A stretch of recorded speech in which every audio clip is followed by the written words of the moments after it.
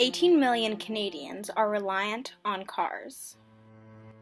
Cars and other modes of transportation produce 28% of Canada's greenhouse gas emissions. Globally, 15% of carbon dioxide emissions comes from modes of transportation. This increase in greenhouse gases has exacerbated the negative impacts of climate change.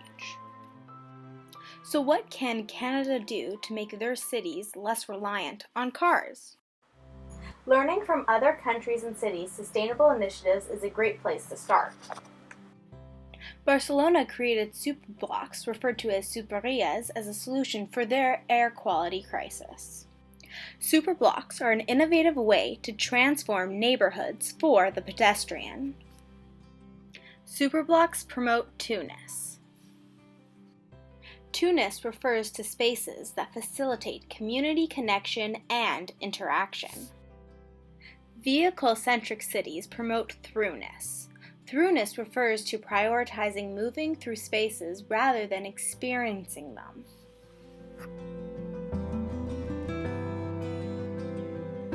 Normally in Barcelona, where you have the cars control more of the space, really, owns more of the space of the city. Superblocks are changing that. They are being implemented in the neighborhood of Eixample. This is a special neighborhood home to the Superblocks, called Illes. These were created by Ildefonso Cerda in the 19th century to improve air quality. Superblocks take 9 Illes and reduce car traffic from entering. Superblocks take existing infrastructure and add amenities to prioritize the pedestrian. How is now, where the only one line for cars and there is no place for parking space. So all the cars have to go underground or outside the city.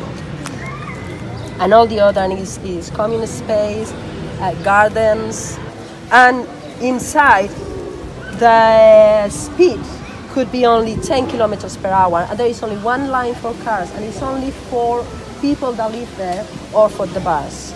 Okay, no other people is allowed to go into that area. People has more rights to walk than if there is a car.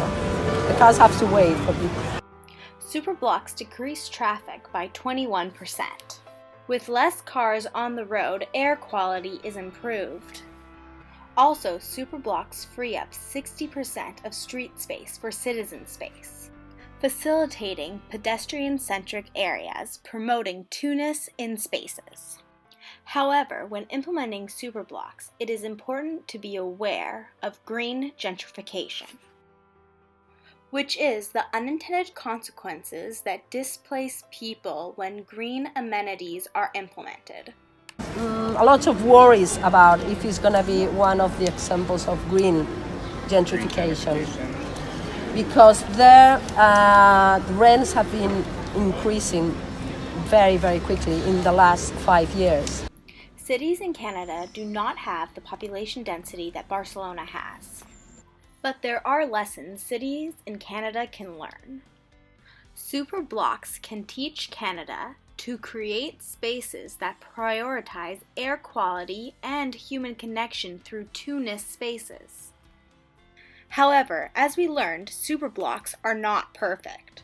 It is important to be critical and make adjustments when using other cities' plans as guides for your own city. As David Roberts from Box explains, the Superblocks concept is flexible and can adapt to other cities. It is important for Canada to look at other countries to see what it takes to make a city sustainable and livable. So we as Canadians can do our part to create a resilient world that can survive and thrive through the harsh impacts of climate change.